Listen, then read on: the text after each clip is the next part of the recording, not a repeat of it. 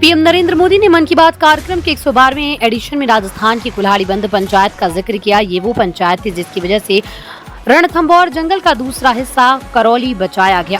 PM Modi ने अंतर्राष्ट्रीय बाघ दिवस पर बाघों के संरक्षण की बात करते हुए कहा था, राजस्थान के रणथंभौर से शुरू हुआ कुल्हाड़ीबंद पंचायत अभियान बहुत दिलचस्प है। स्थानीय समुदायों ने स्वयं इस बात की शपथ ली है कि जंगल में कुल्हाड़ी के साथ नहीं जाएंगे और पेड़ नहीं काटेंगे।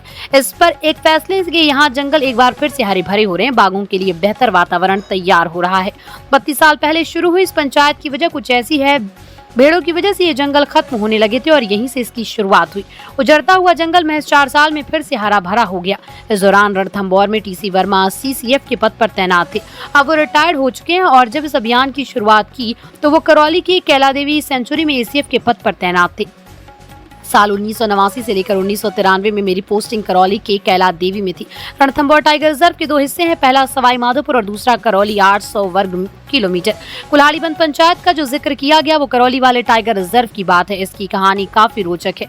इस समय मारवाड़ की तरफ से बड़ी संख्या में लोग रेवड़ लेकर एमपी की तरफ जाते थे। ये उनका रूट सवाई माधोपुर, करौली और धौलपुर होते हुए एमपी की तरफ था। इस बीच में ये कैला देवी के जंगल का हिस्सा भी पड़ता था। इस जंगल से निकलने के लिए वन विभाग की ओर से परमिट जारी किया जाता।